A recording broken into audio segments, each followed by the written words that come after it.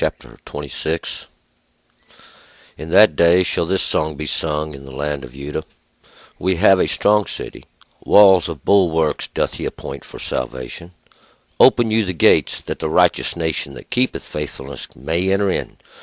The mind stayed on you, you keepest in perfect peace, because it trusteth in you. Trust you in the Lord forever, for the Lord is God, an everlasting rock. For he hath brought down them that dwell on high, the lofty city, laying it low even to the ground, bringing it even to the dust. The foot shall tread it down, even the feet of the poor and the steps of the needy. The way of the just is straight. You most upright makest plain the path of the just. Yes, in the way of your judgments, O Lord, have we waited for you. To your name and to your memorial is the desire of our soul. With my soul have I desired you in the night. Yes, with my spirit within me have I sought you earnestly. For when your judgments are in the earth, the inhabitants of the world learn righteousness.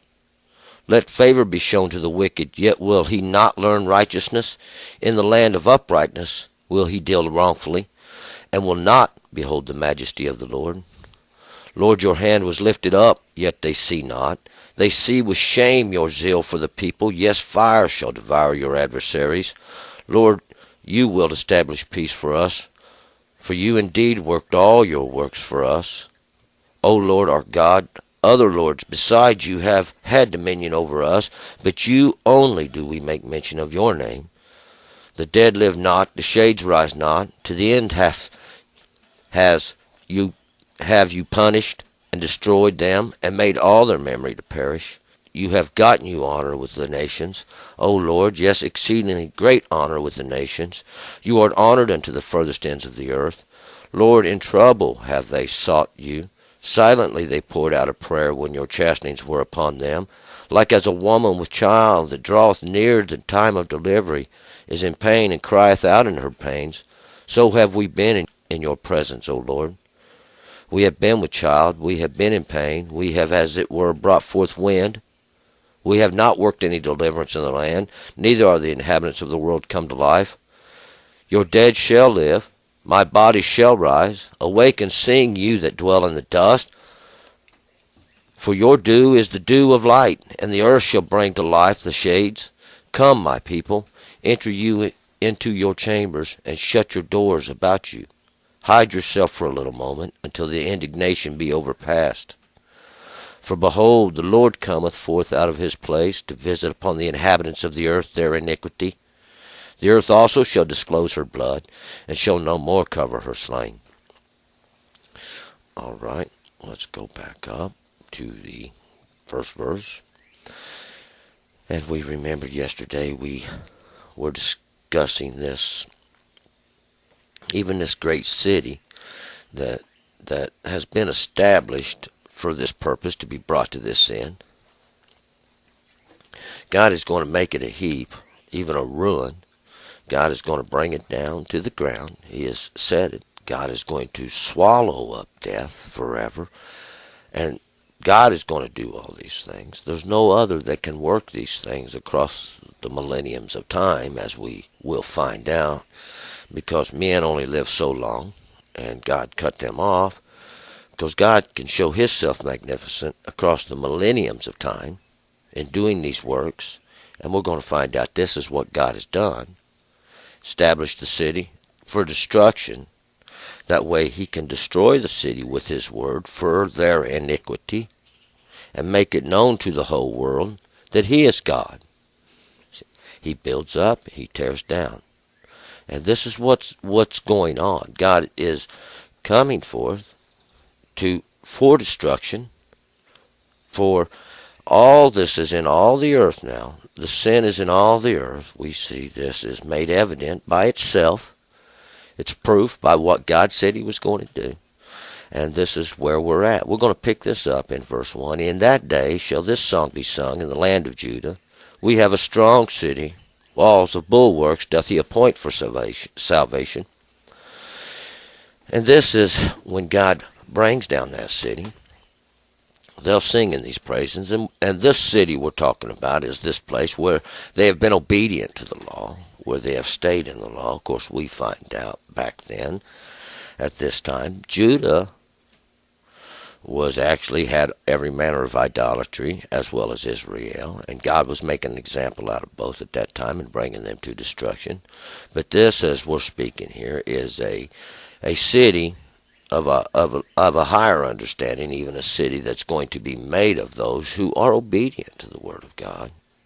This is the establishment of this city, and these bulwarks are an implement to keep the armies of the other enemy out of your gates. They are something, an obstacle to overcome. They are these great obstacles that have to be overcome before they can even arrive to the walls or the city gates.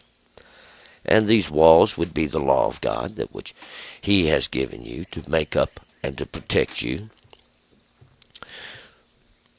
To open you the gates, that the righteous nation that keepeth faithfulness may enter in. And this is the nation we're talking about, these that keep faithfulness, these that even keep the law of God which He gave. It's made known and evident just automatically. God is declaring that we open the gates, that these, because God is bringing salvation. See, God is going to do these. Men can't do these things, as we find out. 3. The mind stayed on you, keepest in perfect peace, because it trusteth in you. And that's what happens. Those that trust in God, and they stay on this, and they keep in His trust, they stay on the law, they stay in the Word of God, knowing that these things will come to pass. There is a peace in this, and this is the peace we're talking about. God gives you peace. God makes sure and sees to you. Doesn't mean you don't suffer now in this world. This is not what it means. But you're suffering now in this. You find peace knowing that God has done all these things, and it is made known to you. 4. Trust you in the Lord forever, for the Lord is God, an everlasting rock. There is no other God. There is one who made all, who's in all, who gave the law, and in His right hand is this law, and He does use it both for His work of judgment and His work of blessing. 5. For He hath brought down them that dwell on high, the lofty city, laying it low even to the ground, bringing it even to the dust. And this is that lofty city we were speaking of, that He has been coming against. He has made an example of it. Even the city of idolatry, this great city where they don't obey the law of God. This is the city which He lays low, the city that men have made with their mouths, building it up. 6. The foot shall tread it down, even the feet of the poor, and the steps of the needy. And these feet of the poor are those that have been caused to suffer even under this. And the steps of the needy, these paths, the feet as well, as they go upon it, because they will go upon it when the truth is made known. The way of the just is straight, you most upright, make it plain the path of the just, and just is those that have justice, these that keep the law. It's made simple and straight and plain and true when you keep the law. But they fight against the law because of the desire of their soul, and this is what God has done. God has brought this judgment. Yes, in the way of judgments, in the way of your judgments, O Lord, have we waited for you. To your name and to your memorial is the desire of our soul. And this is what we've been waiting on. This to become evident in the world, that the sins of the world be made it known that men cannot do these things. Men cannot accomplish this salvation work that God has intended. Why? They're not God. They didn't make the souls. 9. With my soul have I desired you in the night. Yes, with my spirit within me have I sought you earnestly. For when your judgments are in the earth, the inhabitants of the world learn righteousness. And God's judgments are in the earth. And we see the earth is gone astray greatly. The perversion, the idolatry that is so blatant in the earth today is ridiculous. No one understands the law. All break the law without understanding, even not knowing the law. None teach the law. 10. Let favor be shown to the wicked, yet will he not learn righteousness. In the land of uprightness will he deal wrongfully, and will not behold the majesty of the Lord. For this is what they do. Show them a little favor. Show the wickedness a little favor. And what do? Pollute, twist, lie, deal wrongfully. They don't understand the majesticness of God. They don't understand the works of God. Even God brought this punishment upon them. God has brought judgment. None can escape it. See? 11. The Lord your hand was lifted up, yet they see not. They shall see the shame, your zeal for the people. Yes, fire shall devour your adversaries. And this fire is always from God. The fire of the law. When the law comes through and tells the truth, everything you're not supposed to do, you've done. And everything you were supposed to do, you haven't done. See, this is what happens in the end. Because overall, it's going to be there's a case being held, and God's making his case against you. And he's going to call heaven and earth as a witness now, even against you in the end. We find this out. It's written in the book of Deuteronomy. This is the purpose of it all, see. God's going to make himself known. 12. Lord, you will establish peace for us, for you indeed worked all your works for us. And this is the work of God. God makes himself known through his work, even establishing his work, his deeds that he will accomplish through the prophets, through the prophecies even.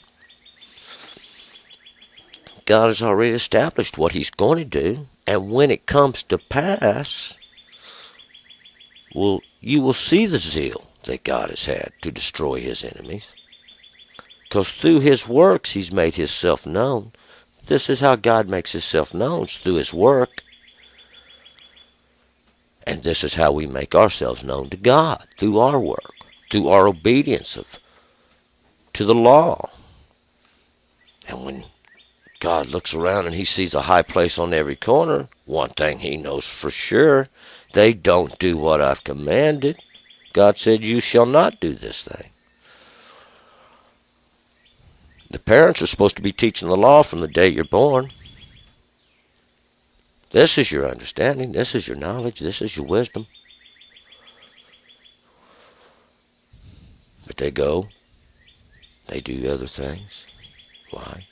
Judgment of God. O Lord, 13, our God. Other lords besides you have had dominion over us, but by you only do we make mention of your name. These other lords, these other not of gods, who've tried to take over, who cannot win, because God keeps bringing deliverance through the understanding of the law, keeps bringing it, and you can't stop it, you can't turn it back, because God shall have, in the end, all understanding when he's made himself known through his great and marvelous work that he's done, and no one can deny it. God only shall we make mention of. God only. See, there's only one God. He doesn't give his glory to others. But through this has he made himself known. 14, the dead live not, the shades rise not, to the end have you punished and destroyed them, and made all the memory to perish. These dead, these that do not have the understanding of God, these that do not follow the law of God. See, when you sin, you go against the law of God. Death. Death. God said, in that day shalt you die. Satan said, you shall not die. But you did die. See, and the shades rise not, these that are in the shadows, these that stand in the shadows of idolatry. And this is to the end, has God punished and destroyed them, all the nations of the earth. In this, and even in this, shall this memory perish. This is going to go away. This is going to be done away with. God is going to expose it as his work. God said, I give the nations all the host of heaven. See, but you I do not. 15. You have gotten you honor with the nations, O Lord, yes, exceedingly great honor with the nation. You are honored unto the furthest ends of the earth. For we see the judgment of God in the earth. We see this punishment of God in the earth, and God has gotten him great honor. And they go down to the grave constantly and into the fire, and they bring their children there. 16. Lord, in trouble have they sought you. Silently they poured out prayer when your chastening was upon them. And when we see these things, we know that God is punishing us as well. Why? Have delivered us into all the nations of the earth, caused us there to worship these gods, these not a gods. God's hands upon all the earth. 17. As a woman with child that draweth near to the time of her delivery is in pain and crieth out in her pains, so have we been at the presence of the Lord. This is what the work of men has been, even those of idolatry, like a woman with child trying to bring forth this deliverance of some kind, but cannot. See, God brings forth deliverance. This is not accomplishable by men. The earth is evidence, and its wickedness the proof of it all. 18. We have been with child. We have been in pain. We have, as it were, brought forth wind. We have not worked any deliverance in the land, neither are the inhabitants of the world come to life. And these inhabitants of the world, that's the world, the earth as a whole, have not come to life, have not come to understanding, and this understanding would be the law of God, and that we all might prosper, that we all might keep it for our own good, evil might cease upon the earth. It just doesn't happen. See, even though we've worked, we've kept the law, judgments in the earth, even these judgments, because we see them and we know God has set this there for understanding. 19. Your dead shall live, my dead body shall rise. Awake and sing, you that dwell in the dust, for your dew is the dew of light, and the earth shall bring to life the shades. If you will keep the law, if you will do this thing, if you will go forth, this is your dew. This is the dew of the light of the earth. And this is what brings forth the understanding of God. This is what brings it forth. And the dead will live. My dead body shall arise. Awake and sing, you that dwell in the dust, you that have fell under this false understanding, not understanding to keep the law of God as you were commanded. 20. Come, my people, enter you into your chambers, and shut your doors about you. Hide yourself for a little moment until the indignation be overpassed, because God is going to come forth. God is going to come up. God done this so that he can make himself known unto all the earth, saying, I will do this thing. You will not understand. Then you will understand and not believe what you understand. See, this is what God's going to do. And no one considers these things. God goes forth in judgment constantly in the earth. Deception of men. God gave freely the law, and men charge constantly to build up that which God prospers. Through gold and silver do they build it. But we're going to see and have seen that they cannot deliver. There is no salvation there. The earth continueth in its sin, because they have forsaken the Lord their God, gave up the law, throwed it down, treated it like it was for nothing, made them a covenant with death. But in the end, it cannot stand. 21. For behold, the Lord comes forth out of his place to visit upon the inhabitants of the earth their sin. The earth also shall disclose her blood, and shall no more cover her slain. God's going to make it known. And we'll find out, see, the truth, where they have polluted it, where they have twisted it. And there shall be no more slain in the earth. God's going to bring an end to it. Their place, this high place they've made, is going to be destroyed. God made it for just such a purpose. This is for destruction. All right, we're going to continue to chapter 27.